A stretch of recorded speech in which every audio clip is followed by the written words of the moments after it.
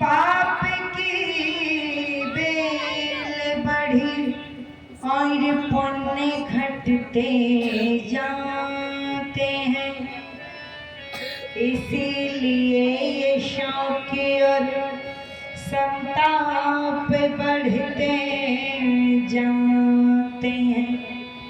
अच्छे पौधे तो पनपते हैं, पानी देने से प्रकाश, ये झाड़ी और झनकारी अपने आप बढ़ते जाते हैं। बहुत सुंदर कार्यक्रम आपके मध्य में 3 दिन से चल रहा है। आइए, अंतिम सत्र है ये इस कार्यक्रम का, और बड़ी सुंदर चर्चा गृहस्थ को लेकर के चल रही थी। क्या क्या कर्तव्य हैं गृहस्थियों के, और अधिकतर लोग जो मेरे सामने बैठे हैं वो गृहस्थी हैं। आज बड़ी बड़ी शादियां होती हैं पर जल्दी जल्दी तलाक भी हो जाते हैं। पहले शादियां थोड़ी छोटी छोटी हुआ करती थी पर तलाक कभी नहीं हुआ करते थे। तो इस पर कुछ चिंतन करना है, कुछ मनन करना है। तो लिखा और क्या कहा, पति और पत्नी में जहाँ प्यार है,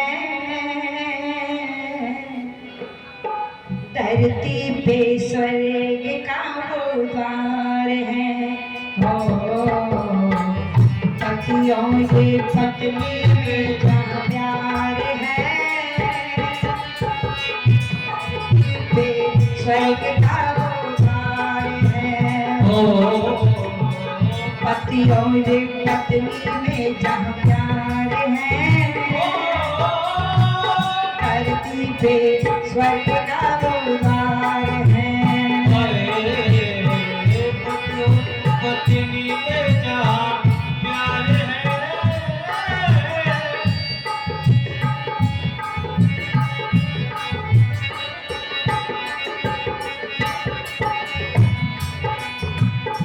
स्वर्ग है दुख का जहाँ अंत है,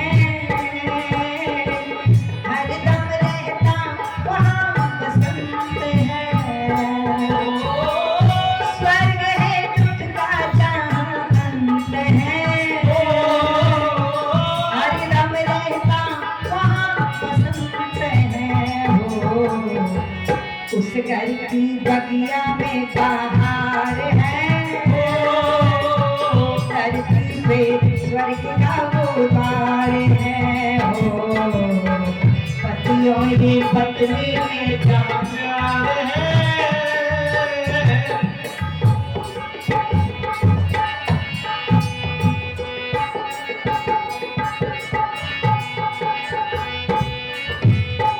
व्रतों की सेवा प्रेम बच्चों से, महके करियों रेशम के लच्छों से। व्रतों की सेवा प्रेम बच्चों से, महके करियों रेशम के लच्छों से। आए अतिथि का सत्कार है,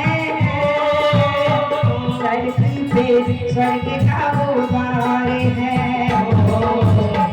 पति और पत्नी में क्या प्यार है, धरती पे द्वार है।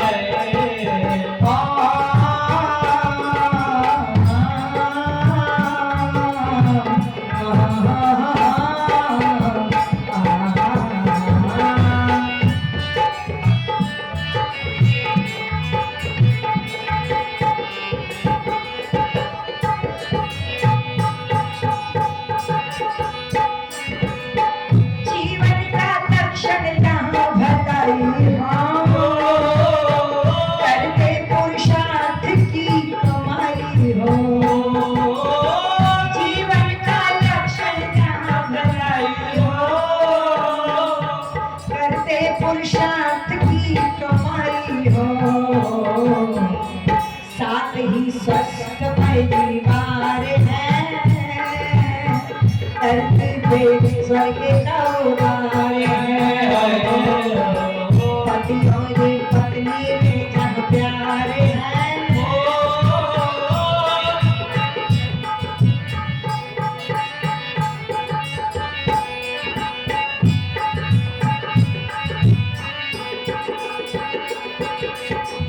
उठता ना तब गंदगी की बदबू से, महके ये घर हवन की खुशबू से। उठता ना तब गंदगी की बदबू से, महके ये घर हवन की खुशबू से। साथ ही स्वस्थ परिवार है, धरती पे स्वर्ग का उदार है। पति और पत्नी में जहाँ प्यार है,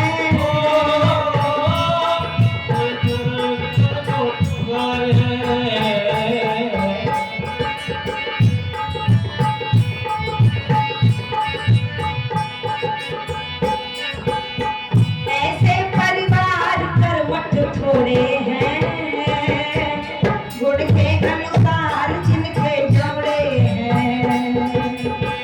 ऐसे परिवार करवट थोड़े हैं, गुण के अनुसार जिनके जोड़े हैं हो, वरना तो दुखिया सब संसार है, धरती पे स्वर्ग का उदार है हो, वरना तो दुखिया सब संसार है,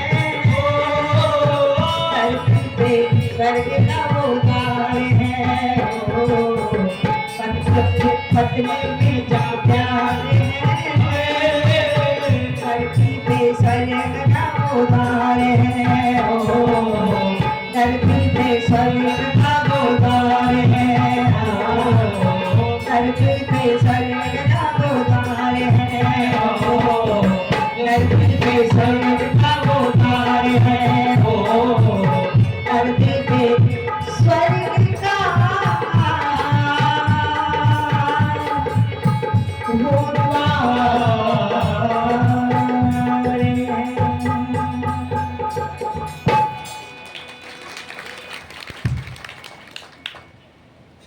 अब जिनके घर अच्छे चल रहे हैं उन्होंने तालियां बजाई, और जिनके नहीं चल रहे उन्होंने नहीं बजाई। ऐसे ही समझ लो। बहुत बहुत धन्यवाद। हमारी बहुत ही आदर और सम्मान के योग्य इस पवित्र सभा के सभापति महोदय जी श्रीमान फूलचंद तिवारी जी, पुजारी जी, और हमारे इस मंच पर उपस्थित समस्त सन्यासी वृंद, मुझसे पूर्व जिन वक्ताओं को आपने सुना है, श्रद्धेय आचार्य श्री अनुज जी, हमारे भाई मोहित जी, बहुत ही कुशल वादक भाई मुकेश जी, और बहुत सुंदर ढंग से इस मंच का संचालन करने की कला में जो निपुण हैं, हमारे भाई श्रीमान ओम प्रकाश जी। सम्मुख बैठे हैं सभी विद्वानों का सम्मान जिन्होंने आज किया है, हमारे भाई श्रीमान मुकेश शास्त्री जी, जिनसे प्रथम बार इस गांव से सबसे पहले फोन पर वार्तालाप हुई, माननीय हमारे भ्राता श्री क्षेत्रपाल जी, और आपकी पवित्र आर्य समाज के मंत्री श्रीमान जवाहरलाल जी, बहुत ही सम्माननीय आर्य जगत के महोपदेशक श्रीमान हरदेव जी, उपस्थित वंदनीय मातृ शक्ति और अन्य आर्य समाजों से जो अतिथि उपस्थित हुए हैं, उन सबका भी मैं सम्मान करती हूँ। हमारे सम्मुख बैठे हैं हमारे भाई जो एडवोकेट हैं, और प्रत्येक सभाओं में प्रत्येक विद्वान को बहुत शालीनता के साथ में सुनते हैं, आपका बहुत बहुत हम सम्मान करते हैं। उपस्थित समस्त आर्यभद्र पुरुषों, छोटे छोटे प्यारे प्यारे बच्चों, हमारे परिवार स्वर्ग कैसे बने, इस बात को लेकर के आज आप चर्चा सुन रहे हैं। तो किसी कवि ने बड़ा सुंदर लिखा कि अन्न पुराना घी नया, अन्न पुराना घी नया, घर कुलवंती नार, और आए गए का आदर जहां, स्वर्ग निशानी चार। हल्का सा बेस डालो इसमें, हल्का सा, ज्यादा नहीं, फिर विषय नहीं आएगी। ओम ओम ओम। अब आवाज बढ़ा देना और बेस रखना, थोड़ा ज्यादा नहीं, घुटन नहीं होनी चाहिए। निवेदन कर दूं आपके मध्य में, महाराणा प्रताप, छत्रपति शिवाजी, महारानी लक्ष्मीबाई, अर्थात ये जितने भी हमारे देश में बहादुर वीर और वीरांगनाएं हुई है, इन सब का मूल यदि देखा जाए तो गृहस्थ है। क्योंकि गृहस्थ उत्तम नहीं होगा, माता पिता उत्तम नहीं होंगे, तो बोलो राष्ट्र को कभी भी उत्तम संतान की प्राप्ति नहीं हो सकती। और पति पत्नी के जो संबंध यहाँ रहे, देखो एक समय तो ऐसा था कि वनवास मिला था पति को, और 14 वर्षों तक पत्नी अपने पति का अनुसरण करते हुए बोलो वनों में धक्के खा रही थी। परंतु आज का भी समय है, आप देख रहे हैं, और कैसा भयानक समय आ गया। 1990 में लड़कियां डरती थी साहब कि पता नहीं शादी के बाद सास कैसी मिलेगी, और 2025 में सास डरती है कि पता नहीं बहू कैसी मिलेगी। इतना परिवर्तन आया है। और निवेदन कर दूं, हमारे यहाँ जो बेटियां हुई, जो नारियां हुई, वो विधर्मियों को काटती थी। गोंडवाना की महारानी ने अपने जीवन में 52 युद्ध लड़े, फिर इतिहास आपको सुनाऊंगी। और 52 के 52 युद्ध महारानी दुर्गावती ने जीते। थोड़ी सी रिपीट रखो। 52 के 52 युद्ध महारानी दुर्गावती ने जीते। वो लड़ना जानती थी। महारानी दुर्गावती के आंख में तीर जाकर के लगा, अपने हाथों से उस तीर को निकाल तो दिया, पर जो तीर का अगला भाग था वो दुर्गावती की आंख में रह गया। बड़ी पीड़ा हो रही है। उस पीड़ा के साथ साथ अरे हाथों से उठा करके तलवार को विधर्मी की गर्दन को काट देती है। और मैं चर्चा कर दूं आपके बीच में, कहती है, निवेदन कर दूं आपके मध्य में, सेनापति से कहती है, सेनापति कटार मार करके मुझे समाप्त कर दे, क्योंकि मैं नहीं चाहती कि विधर्मियों के द्वारा मेरी मौत के बाद भी मेरे शरीर को हाथ लगाया जाए। ध्यान से सुनो, ऐसी भारत की नारियां थी। सेनापति ने मना कर दिया, नहीं महारानी, आपका नमक खाया है, मैं आपको नहीं मार सकता। महारानी दुर्गावती ने अपने हाथों से अपने कटार भोंक करके सीने में समाप्त कर दिया, और सेनापति से कहकर के मरी थी कि मेरा मरा हुआ शरीर भी इन मुगलों के हाथों में लगना नहीं चाहिए। एक ऐसी थी मेरे भारत की नारी। और एक आज ऐसी है, घरों से निकल पड़ती है, फिर ये 30 टुकड़े करते हैं और मिक्सी में पीस करके घर के पीछे दबा देते हैं। ये उनका कुछ नहीं बिगाड़ती, ध्यान से सुनना, उनका कुछ नहीं बिगाड़ती, विधर्मियों के लिए कोई हथियार नहीं उठाती, पर जो सीधे हैं, सच्चे हैं, जिनको माता पिता ने चुन करके दिया, आज हमने देखा कि आज पत्नी उन पति के टुकड़े टुकड़े कर रही है। मेरे देश में विधर्मियों के टुकड़े करने की परंपरा थी, पर पति पत्नी आपस में टुकड़े एक दूसरे के करते हैं। दुनिया के लोगों जरा सुनना, मेरी बहनों, कुछ पंक्तियां मैं आपके बीच में इतिहास की रखना चाहूंगी कि जब एक विधर्मी ने मेरे देश की नारी की अस्मिता पर उंगली उठाई तो भरे दरबार में किस प्रकार से मुंह पर तमाचा मार करके अपने स्वाभिमान और अपनी इज्जत को बचा करके वापस आती है।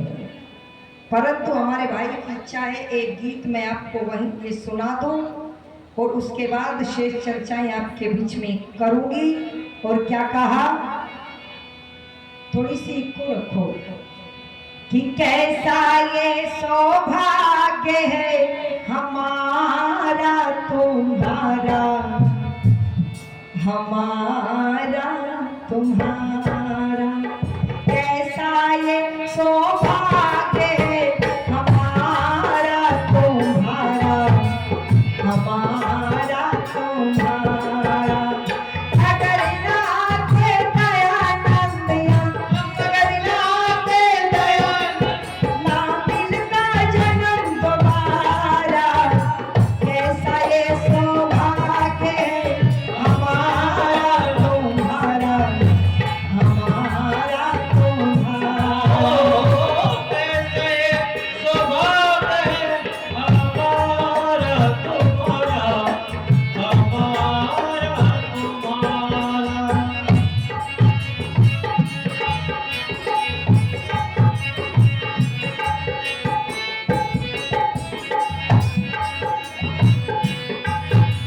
और क्या कहा,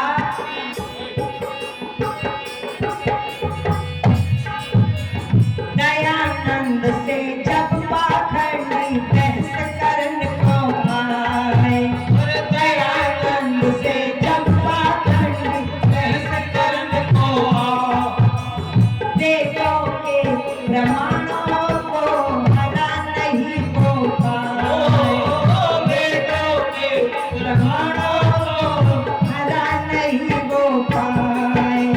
दयानंद का जन्म हुआ जहाँ, दयानंद का जन्म हुआ धन्य का वतन डाला, ऐसा ये सौभाग्य है हमारा तुम्हारा, हमारा तुम्हारा।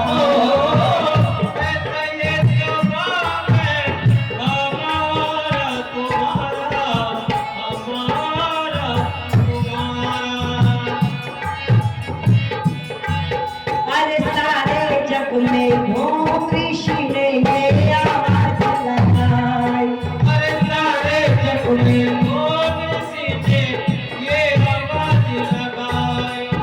उठो जागो नींद से हवन करो मिल भाई, उठो जागो नींद से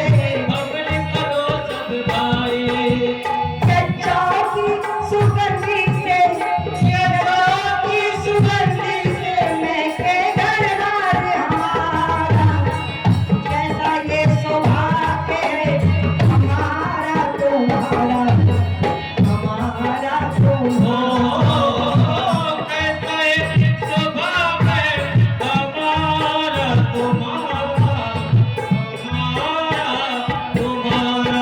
अगर नाते दयानंद अगर नाते दयानंद मिलता हमें तुम्हारा, ऐसा ये सौभाग्य है हमारा तुम्हारा, तुम्हारा, ऐसा ये सौभाग्य है हमारा तुम्हारा, हमारा तुम्हारा, हमारा तुम्हारा,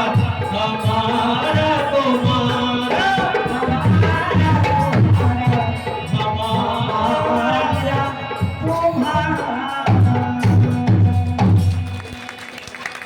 बोले ऋषिवर देव दयानंद महाराज की। आइए एक छोटी सी चर्चा अपनी बहनों के अस्तित्व, बहनों के चरित्र की मैं आपके मध्य में करते हुए चलती हूँ। कहते हैं एक बार अकबर ने रामायण को सुना, अकबर पढ़ा लिखा नहीं था, बात नहीं करेंगे, अब सुनो बस ध्यान से, बोलो नहीं।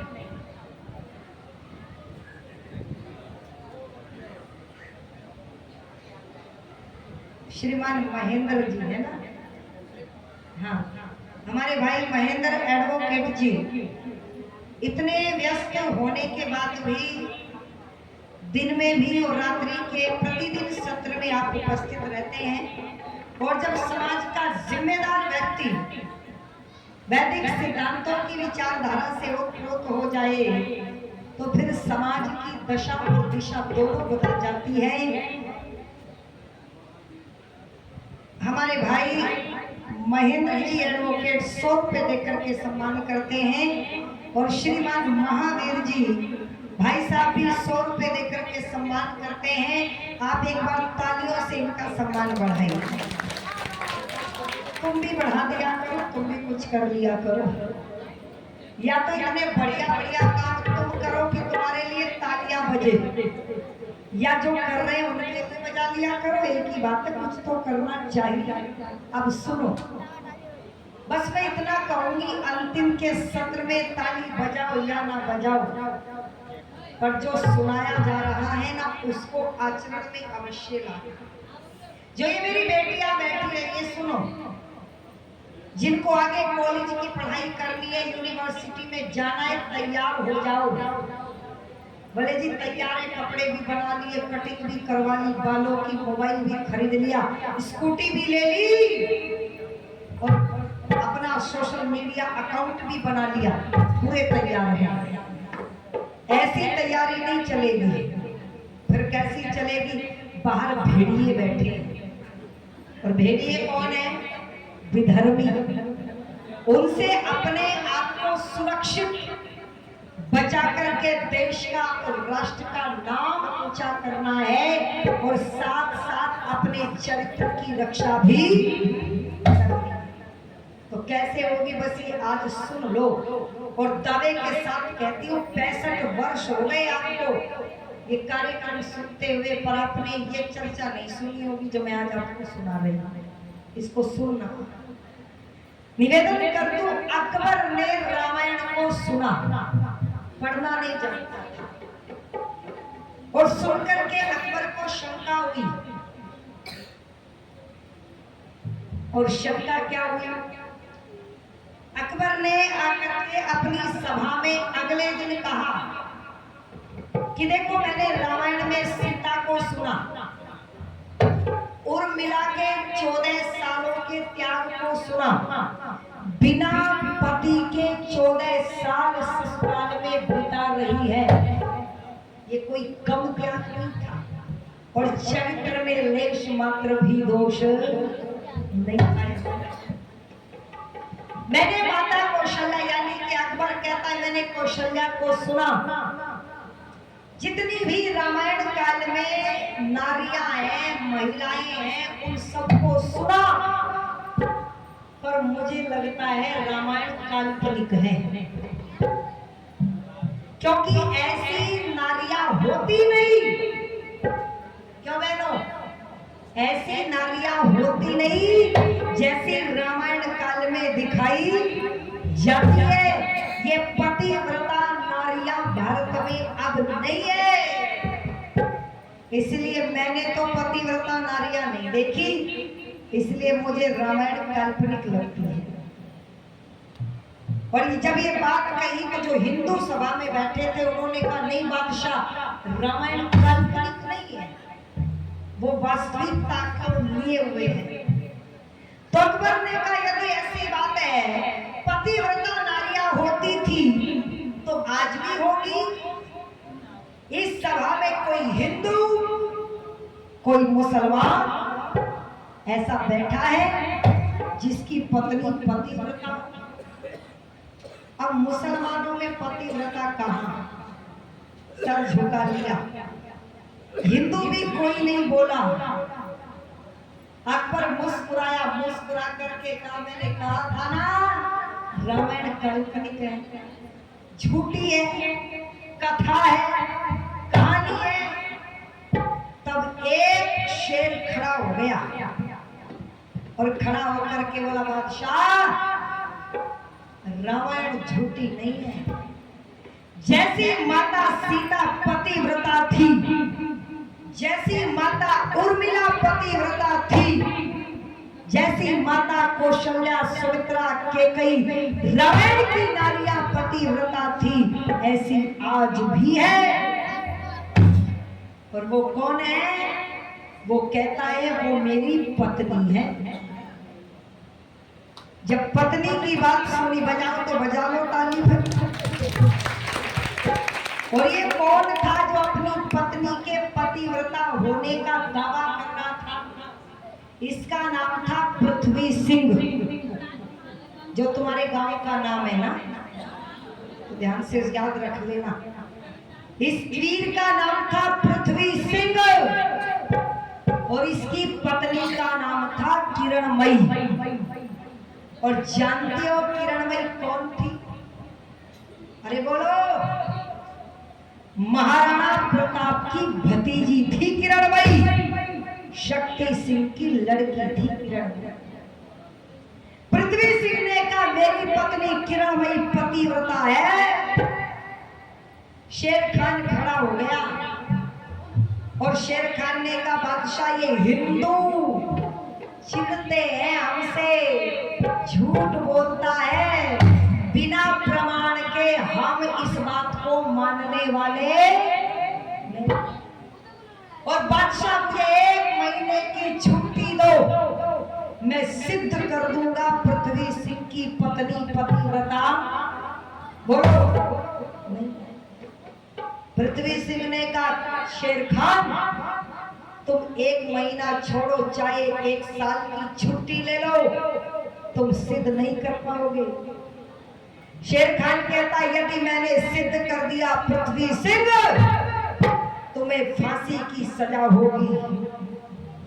पृथ्वी सिंह ने कहा यदि किरणमयी पतिव्रता है वो तो, पर यदि तुम सिद्ध नहीं कर पाए तो शेर खान तुम्हें फांसी की सजा होगी। जान जान की बाजी लग गई और छुट्टी लेकर के शेर खान अपने घर पर आ गया। मेरी बहनों, उसने एक दूती को ढूंढा और दूती से कहा मुंह मांगा इनाम तुम्हें मिलेगा दूती, गढ़बूंदी जो राजस्थान में पड़ता है वहां चली जा और पृथ्वी सिंह की कटार, पृथ्वी सिंह का पटका और किरणमयी की गुप्त निशानी लेकर के आ। दूती गढ़बूंदी पहुंच गई, जाकर के किरणमयी से कहती है किरणमयी महारानी, मैं तेरे पति की बुआ हूं। हमारे भाई हिमांशु जी 100 रुपए देकर के सम्मान करते हैं, आपका बहुत बहुत धन्यवाद करती हूँ। किरणमयी ने आज से पहले पृथ्वी सिंह की बुआ के बारे में नहीं सुना। कहने लगी मेरे पति ने कभी नहीं बताया कि उनकी कोई बुआ भी है।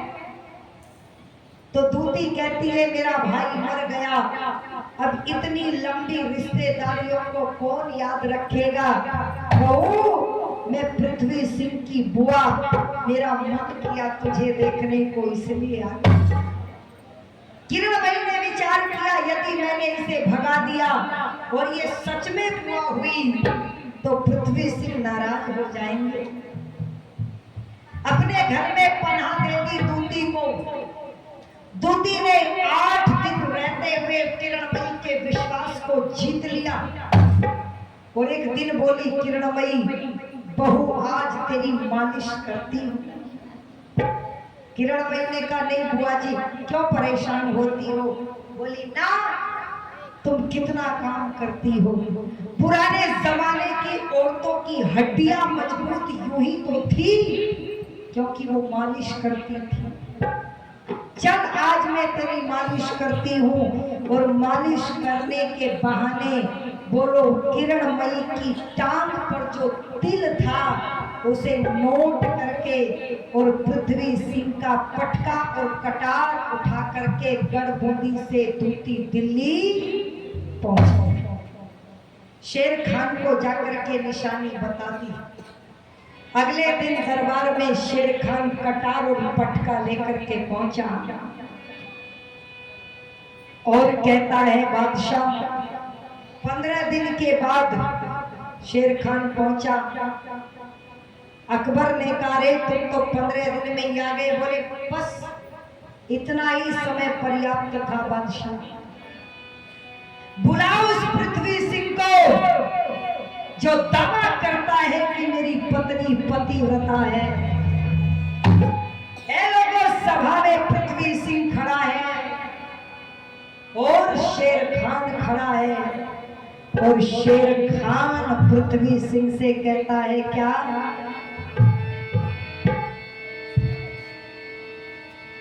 हे रे दिल्ली के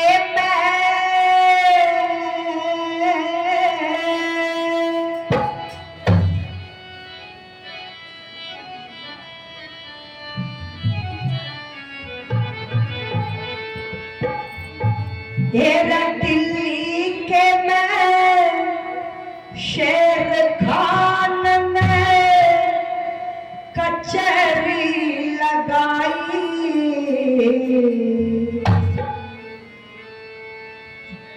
किरणमयी के रंग रूप की करता बढ़ाई।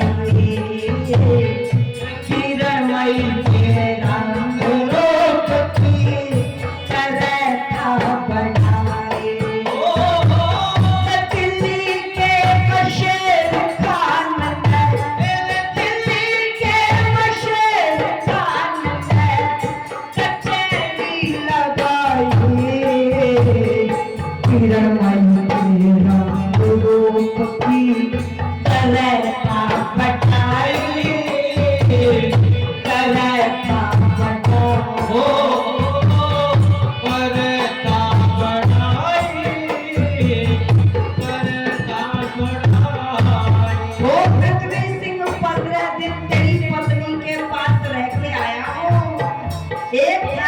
भोजन किया है, तेरे बाग बगीचों में घूमा हूँ, तेरे महलों में सोया हूँ।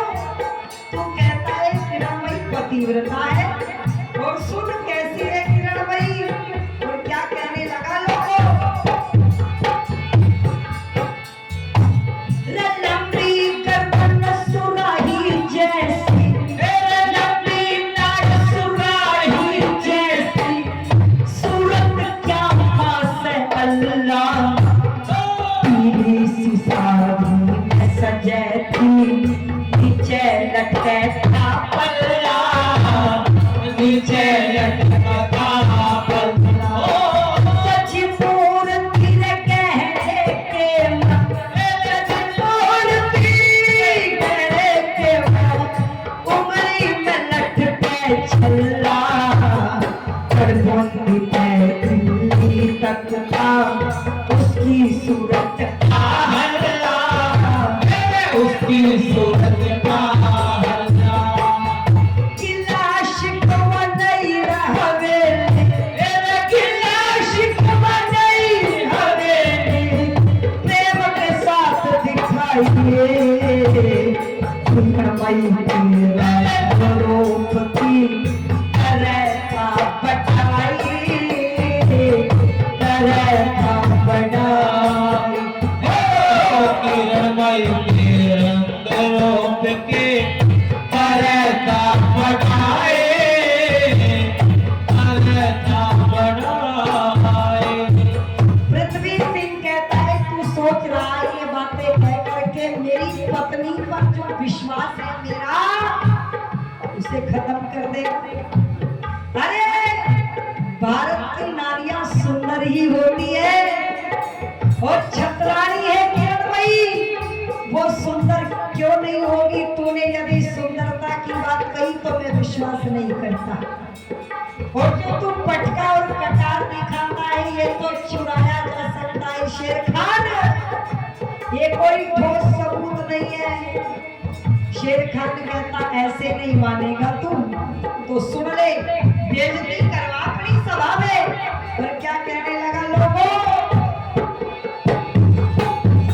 सुन ले पृथ्वी सिंह।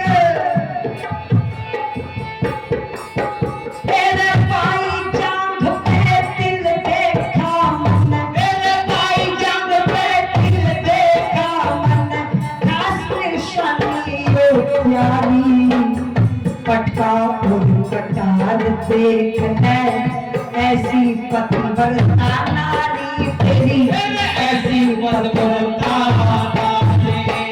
बादशाह इंसाफ करेंगे, बादशाह इंसाफ करेंगे।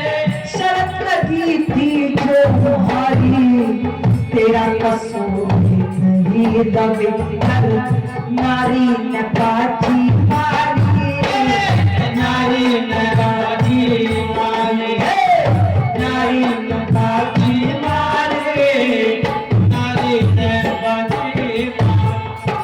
रजपाल सिंह बलकारी ने, रजपाल सिंह बलकारी ने नजर ना उठाइए, किरणमयी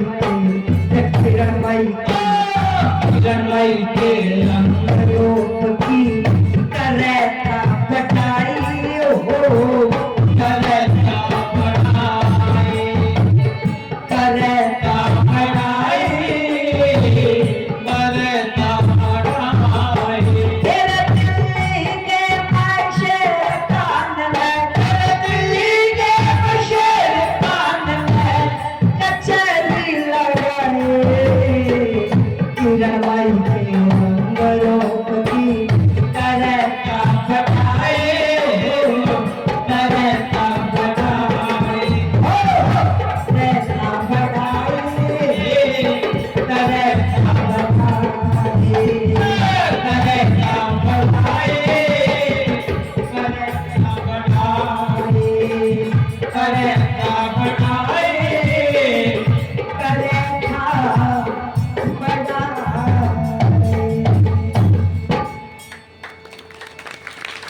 कहता है शेर खान तेरी पत्नी की टांग का तिल देख करके आया, पृथ्वी सिंह की नजरें झुक गई लोगों। शेर खान का साहस बढ़ गया, बोले बादशाह पृथ्वी सिंह झूठ बोलता है, इसको फांसी की सजा दो। अकबर ने पृथ्वी सिंह से कहा, पृथ्वी सिंह कोई अंतिम इच्छा हो तो बताओ, सुनो कोई अंतिम इच्छा हो तो बोलो। शेर खान बोला बादशाह सुनो, मैं एक काम और करना चाहता हूँ, चिढ़ाने के लिए मौका नहीं छोड़ते ये शत्रु। बोले मैं चाहता हूँ पृथ्वी सिंह की फांसी की सजा से पहले राजस्थानी नृत्य हमारे दरबार में होना चाहिए। बादशाह ने अनुमति दे दी। पृथ्वी सिंह ने कहा बादशाह यदि आप मेरी अंतिम इच्छा पूरी करना चाहते हो तो मैं किरणमयी से मिलना चाहता हूँ, एक बार पूछना चाहता हूँ आखिर क्या कमी रह गई थी मेरे प्रेम में जो किरणमयी ने गद्दारी कर दी। अकबर ने कहा ठीक है पृथ्वी सिंह जाओ मिल करके आओ। शेर खान ने कहा नहीं बादशाह ये भाग जाएगा फिर नहीं आएगा। अकबर ने कहा नहीं ये क्षत्रिय है और क्षत्रियों की जुबान कभी कच्ची नहीं होती, जाओ तुम। हेलो पृथ्वी सिंह गढ़बंदी के महल में आया, किरणमयी पति को देख करके आरती की थाली लेकर के आई। पृथ्वी सिंह ने आरती की थाली को पीछे हटा दिया और कहता है बस किरणमयी ये दिखावा मत कर, ये नाटक मत कर, मेरा अपमान करा करके अब मेरा सम्मान करने का दिखावा करती है। किरणमयी बोली बात महाराज ये शब्द इतने कड़वे क्यों हैं, आखिर मैंने किया क्या है। बोले किया क्या है, मेरी गैर मौजूदगी में विधर्मी को अपने महल में 15 दिन के लिए मित्र बना करके रखती हो और पूछती हो मैंने क्या किया। क्या तुमने शेर खान से दोस्ती नहीं की। किरणमयी बोली कौन शेर खान। बोले जो महल में आया था। बोली महाराज तुम शेर खान की बात करते हो, यहाँ पर कोई चूहा भी नहीं आया। कोई नहीं आया। पृथ्वी सिंह बोला नहीं किरणमयी, कोई तो आया है, याद करो। किरणमयी बोली हाँ महाराज, आपकी बुआ आई थी। पृथ्वी सिंह समझ गया षड्यंत्र रचा गया। पृथ्वी सिंह ने कहा किरणमयी मेरी बुआ नहीं है। ओहो वो दूती थी, शेर खान ने भेजी थी। अब सुन ले किरणमयी, वो यहाँ से तेरी निशानियां लेकर के गई है और बड़ी सभा में तेरी इज्जत और तेरे सम्मान को शेर खान उछाल रहा है। और मुझे फांसी की सजा हुई और मेरे मरने से पहले मुझे चिढ़ाने के लिए राजस्थानी नृत्य रखवा रहा है। अब सुनना, किरणमयी कहती है महाराज ये तो बहुत अच्छी बात है। यदि वो राजस्थानी नृत्य रखवा रहा है तो अच्छी बात है। अच्छी बात सुनकर के फिर पृथ्वी सिंह को क्रोध आ गया। बोले किरणमयी मेरी मौत का जश्न मनाता है शेर खान और तुझे अच्छा लग रहा है? तू झूठ तो नहीं बोल रही है? और कहता है क्या? पृथ्वी सिंह किरणमयी से कहने लगे हे किरणमयी बदकार नार, दिया चीर कलेजा मेरा और आंखों के आगे सर हट जा तोले कुआ छेरा। किरणमयी बदकार नार, दिया चीर कलेजा मेरा, आंखों के आगे पैर हट जा तोले कुआ छेरा।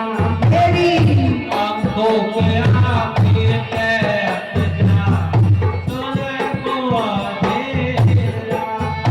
और कैसा है मेरे पीछे से शेर खान को मित्र बनाती है। किरणमयी कहती है नहीं महाराज, आप मेरी बात के अर्थ को नहीं समझ पा रहे हैं। पर पृथ्वी सिंह कहता है क्या? पतिव्रता कहता रहती मन, तू पापी बदकार मिली। मैं अमृत समझूता तन्ने, नाई के तुरार मिली।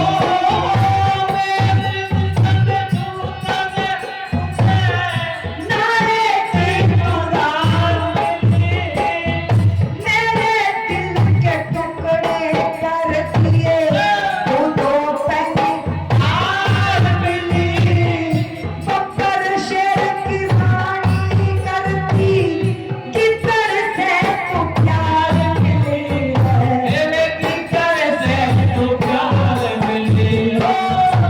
हाथ गधे पे फेर रही है,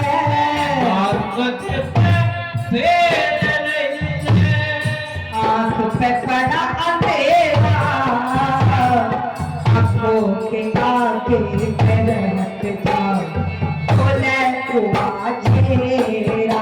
मेरी आंखों के आगे हट जा तोले कुआ छेरा।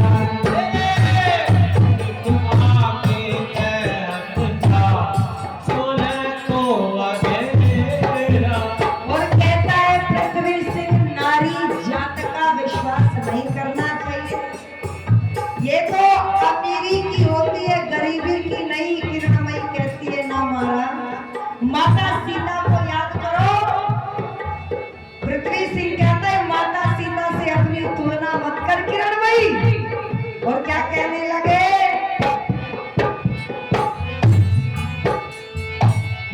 प्रिया का विश्वास नहीं है, ग्रंथों में विस्तार मिला। गड़ा चमकता सिकड़ी पर होता गधा सवार मिला।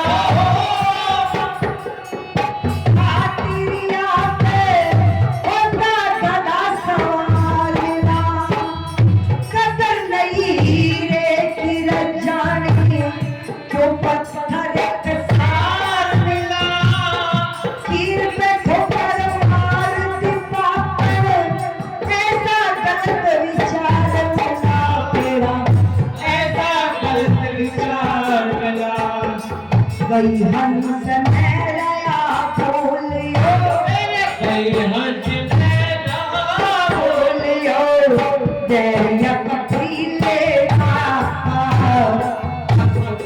आगे बैठ जा तोले को आजेरा मेरी आंखों पे आके तेरे हट जा तूने को तेरा। और किरण भाई चली जा, वरना इस समय मेरे मन में जो विचार है तेरे लिए वो अच्छे नहीं है। और क्या कहने लगा कि मेरे मन में आ रही तेरी नार उड़ा तू एक पल में, मैं बड़ी किरण मारा जानो ना कर लिपटे थी गल में।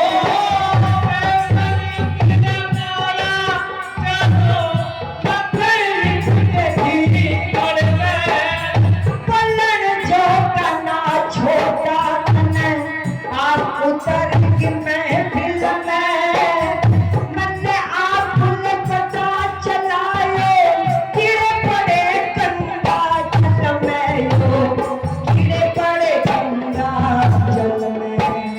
तान कसिना चलता था रे, तान कसिना चलता था तने कागज दे मैं तेरा आपको पिता के तेरा पिता तोले तू आजेरा। आंखों पे आके तेरे हट जा तूने को तेरा। किरण मई पतकार मार दिया चीर गले का मेरा, आपको पिता के तेरा पिता तोले को तेरा। तेरी आंखों पे आके तेरे हट तोले तू आजेरा, आपको पिता के तेरा तोले हुआ झेरा।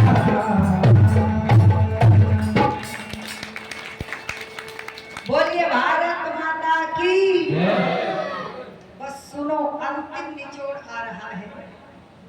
किरणमयी कहती है महाराज मैं शेर खान की तारीफ नहीं कर रही, आप षड्यंत्र को समझ रहे हैं। मैं इसीलिए कह रही हूँ कि आप जाओ दिल्ली और मैं आती हूँ, मैं शेर खान को अपने आप देख लूंगी। जो राजस्थान की नृत्य मंडली दिल्ली में बुलाई गई थी, सुनो, किरणमयी उन नाचने वालियों की मंडली से जाकर के मिली और कहती है कि मुंह मांगा इनाम दूंगी, मुझे भी अपने साथ दिल्ली के दरबार में ले चलो। किरणमयी एक नाचने वाली बनकर के दिल्ली के दरबार में पहुंच गई। लोगों नृत्य हुआ, चेहरे पर तेज ओज, साक्षात कोई देवी की प्रतिमा लग रही है।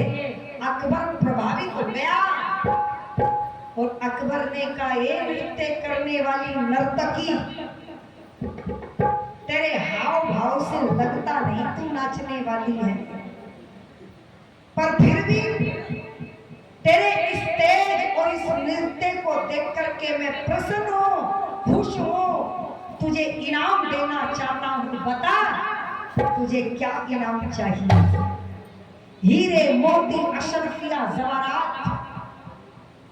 अब जो किरणमयी थी ना बहनों, नाचने वाली बनी हुई थी, बोली बादशाह ना हीरे चाहती हूँ, ना मोती, ना अशरफी, ना जवाहरात चाहती हूँ, बस इंसाफ चाहती हूँ। बोली बता अकबर के राज में तुझे क्या कष्ट हुआ। बोली बादशाह आपके दरबार का एक सैनिक मेरे साथ 15 दिन रहा, मुझे मित्र बनाया और मित्रता का झांसा देकर के कहा तुझसे निकाह करूंगा। निकाह तो नहीं किया, जब मेरे घर से चला तो मेरे 500 रुपए सोने की चैन चुरा करके चला गया। अकबर ने कहा मेरे दरबार का सैनिक तेरे घर में चोरी करेगा, तू जानती है मैं इनको कितनी तनख्वाह देता हूं, इनको चोरी करने की क्या जरूरत है। किरणमयी कहती है बादशाह मर्जी है, मत दो इनाम। अकबर बोला नहीं, फिर तुम कहोगे मुसलमानों का राज अच्छा नहीं था, अकबर का राज अच्छा नहीं था, इंसाफ तो मिलेगा, पर ये बता दे कि मेरे दरबार का वो सैनिक कौन सा है। वो मेरी बहनों, किरणमयी ने शेर खान की तरफ इशारा कर दिया, बोले बादशाह ये बैठा है। शेर खान को पता नहीं था मेरा नाम लेगी। अरे पैरों नीचे से जमीन खिसक गई, हड़बड़ा करके उठ खड़ा हुआ, बोला ए नाचने वाली, कौन है तू, क्यों झूठ बोल रही है, मैं तो तुझे जानता भी नहीं हूं।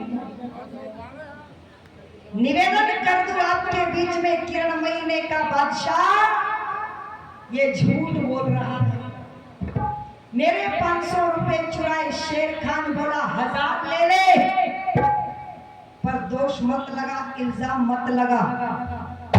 मेरी सोने की चैन चुराई, बोले 2 ले ले, पर इल्जाम मत लगा। बोले जो निकाह का वादा किया वो। शेर खान बोला बादशाह मैं इसको नहीं जानता।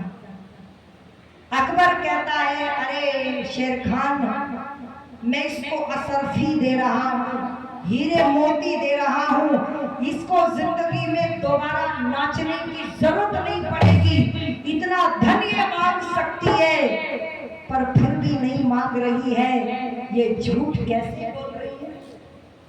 और देखो नारी सब कुछ बर्दाश्त कर सकती है, पर बेवफाई बर्दाश्त नहीं कर सकती, ये झूठ नहीं बोल रही है। शेर खान ने कहा ये नाचने वाली तुझे मुझसे क्या लालच है, मैं कुरान की कसम खाता हूँ। क्या नाम है हमारी बहन पिंकी आर्या 200 रुपए देकर के सम्मान करते हैं, कुछ नाम गलत। अच्छा बीके आर्य हमारे भाई साहब, मुझे पिंकी सुना था भाई, पर आप उनका नाम मत बदल देना। हमारे बीके आर्य भाई साहब 200 रुपए देकर के सम्मान कर रहे हैं, मैं बहुत बहुत आपका धन्यवाद करती हूँ, ताली बजा दो एक बार। सामने खड़ी हो गई किरणमयी, बोले शेर खान देख ले मुझे ध्यान से, क्या मुझे पहले नहीं देखा। शेर खान ने नहीं देखा, बोली देख, और क्या बोली, एरे कर लीजिए पहचान शेर खान,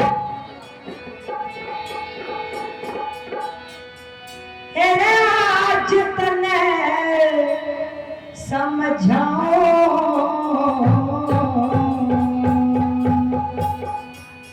कहती है ढंग से देख ले, ढंग से पहचान कर ले।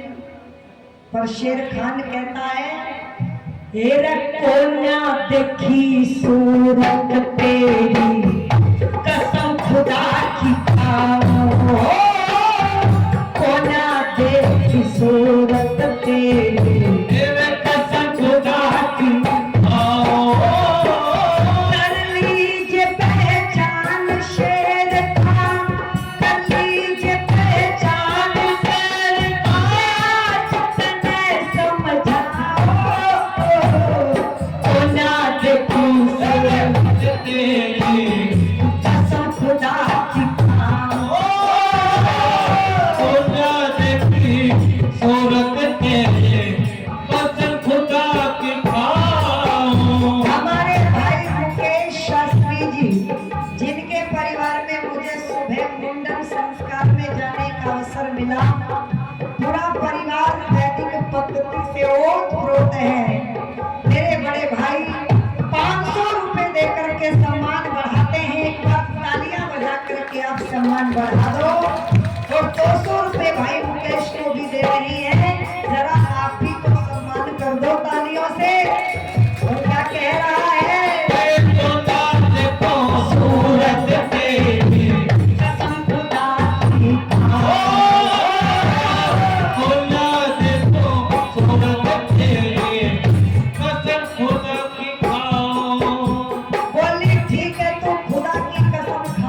खुदी की कसम खा और याद रख ले क्या,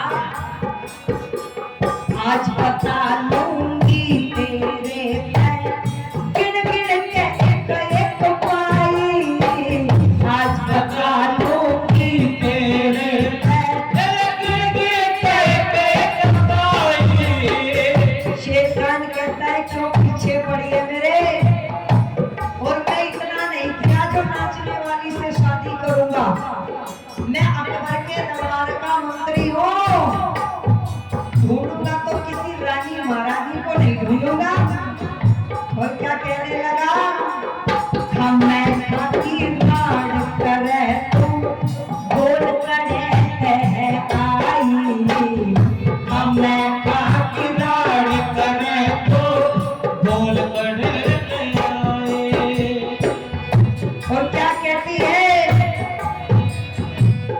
क्यों बोलने बेईमान झूठ तेरी बन गए रही लुगाई, क्यों बोलने बेईमान झूठ तेरी बन गए रही लुगाई, इसमें तेरी चली दरबार से चली जाइए, इसमें तेरी भलाई रसूल के दरबार से चली जाइए, इसमें देखलाई ओ अपने हाथों धोती खाई, अपने हाथों धोती खाई, करना अभी बताओ, दुनिया देखी दुनिया देखी दुनिया देखी सूरत तेरी कसम खुदा की खाओ। खुदा देखी सूरत तेरी कसम खुदा की खाओ। और कहता है शेर खान बादशाह, कुरान की कसम खाता हूँ मैं इसे नहीं जानता, पर क्या कहती है कि मेरी जो नर्तकी बनी हुई थी, अरे शेर खान सुना है कुरान में तुम्हारी जान बसती है, तू झूठ बोलता है कुरान के नाम पर भी। और क्या कहती है, शेर खान इस्लाम मजहब का क्यों अपमान करे से, शेर खान इस्लाम मजहब का क्यों अपमान करे से। शेर खान कहता है क्या, पांचों टाइम नमाज पढ़ूं मन क्यों बदनाम करे से, पांचों टाइम नमाज पढ़ो मन क्यों बदनाम करे से। हमारी बहन और हमारी भाभी जी भाई मुकेश शास्त्री जी के परिवार से ये बहनें सम्मान बढ़ा रही है, 200 रुपए दे करके 100 रुपए दे करके, बहुत बहुत धन्यवाद करती हूँ, तालियों से सम्मान बढ़ा दो। और क्या कहता है, तेरे पंचों टाइम नमाज पढ़ूं मन क्यों बदनाम करे से, छोटे पे नमाज पढ़ो मन क्यों बदनाम करे से। कहती है तेरी बदनामगी हो गई और मुझे छोड़ दिया, मेरी बदनामगी नहीं। क्या कहती है, भरी सभा में सतियों की तू निज नीलाम करे से, भरी सभा में सतियों की तू निज नीलाम करे से। सच्चा हूँ मैं मुसलमान ना खोटे काम करे से, सच्चा हूँ मैं मुसलमान ना के काम करे से। बोली सुन ले, सच्चे और झूठे का मुझे नहीं पता, पर सुन, 7 जन्म तक याद करेगा, 7 जन्म तक याद करेगा, ऐसा खेत दिखाओ, सोना देखी सूरत तेरे कसम खुदा की खाओ, सोना देखी सूरत तेरे कसम खुदा की आओ कर लीजिए पहचान शेर खान।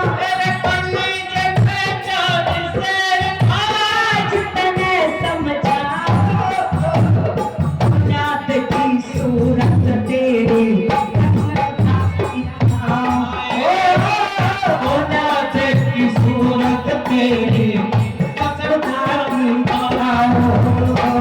कोना देखी सूरत तेरी कसम खुदा की खाऊं कोना देखी सूरत तेरी कसम खुदा की खाऊं।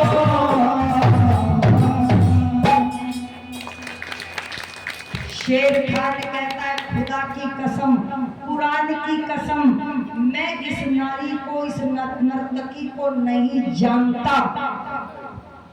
बस अब किरणमयी आगे बढ़ी और शेर खान का गिरबान पकड़ लिया और गिरबान पकड़ करके चक्कर दे करके घुमा करके धरती पर पटक करके बोली, पापी तो मुझे नहीं जानता? जब तू मुझे नहीं जानता तो 15 दिन गढ़बंदी के महल में किसके साथ रहा था? और यदि तू नहीं जानता तो बता दूं, मैं पृथ्वी सिंह की पत्नी किरणमयी हूं। बता, जानता है या नहीं जानता? हेलो को घुटनों के बल बैठ गया शेर खान। बादशाह खड़ा हो गया। अकबर ने कहा, शेर खान क्या है ये? तू तो कह रहा था किरणमयी के साथ रह के आया, पर ये तो किरणमयी है, तू जानता नहीं? शेर खान ने हाथ जोड़ लिए, बादशाह मैं नहीं जानता ये किरणमयी है। फिर किसके साथ रहा गढ़बूंदी में? बोला, मैं गढ़बूंदी गया ही नहीं, मैंने तो पृथ्वी सिंह को नीचा दिखाने के लिए ये बात कही थी। हेलो को अकबर ने टाल मटोल करनी चाहिए। किरणमयी बोल पड़ी, बादशाह इंसाफ चाहती हूँ, जो मेरे पति को फांसी की सजा हो रही थी वो सजा शेर खान को मिलनी चाहिए और मेरे पति को इज्जत के साथ, बोलो, इस दरबार से गढ़बूंदी तक जाने की अनुमति मिलनी चाहिए। अकबर ने कहा, पृथ्वी सिंह की पत्नी किरणमयी वास्तव में पतिव्रता है, इसीलिए जो शर्त लगी थी उस शर्त के अनुसार शेर खान को फांसी की सजा दी जाए और पृथ्वी सिंह को इज्जत के साथ मैं बरी करता हूँ। अपने पति को फांसी के फंदे से उतार करके और अपने चरित्र को बचा करके जो भरी सभा से दिल्ली से लेकर के गढ़बूंदी तक आई थी, बोलो, ऐसी थी भारत की बेटियां जिनके चरित्र पर कोई उंगली उठाने की हिम्मत नहीं करता था। बस ऐसी बेटियां बनना है। अरे याद रखना, एक बार दुशासन ने द्रौपदी के बालों को हाथ लगाया था, जब तक विधर्मी के लहू से बाल नहीं धुले तब तक बाल बांधे नहीं। अपने आप को इतना मामूली मत बनाओ कि कोई भी आकर के ऐरा गहरा नत्थु खैरा तुम पर हावी हो जाए। विधर्मियों के षड्यंत्र से बचो। बस कहकर के बात को समाप्त करूंगी। पिता चाहे कलेक्टर ढूंढ दे, जिले का कलेक्टर ढूंढ दिया, जमीन भी है, नौकरी भी है, पैसा भी है, लड़की को उसमें दोष दिखाई दे जाते हैं। और जब आज मेरी बेटियां किरणमयी को भूल करके अपनी मर्जी से ढूंढती है ना, तो इनको पंचर लगाने वाले पसंद आते हैं, इनको रेडी लगाने वाले पसंद आते हैं, इनको बोलो 2-2 टके के लोग पसंद आ जाते हैं। इन 2-2 टके के लोगों से सावधान रहना। और वास्तविकता में यानी कि रील में और रियल में भारी अंतर होता है। जो टीवी पर रील चलती है ना, उसके चक्कर में मत रहा करो, उसी के चक्कर में फंसती है। ऐसा कोई पति मिले जो आगे पीछे तुम हिलाता हुआ फिरे, ऐसे पति नहीं होते, ऐसे लड़के नहीं होते। यदि ऐसे कोई तुम्हारे आगे पीछे घूम रहा है तो समझ जाना खतरा है, इसके पास कोई काम नहीं है। क्योंकि जिनके पास काम है बोलो, उन्हें इन कामों के लिए फुर्सत नहीं है। ये काम वही करते गए हैं जो निठल्ले पड़े हैं, जिनके पास काम नहीं है।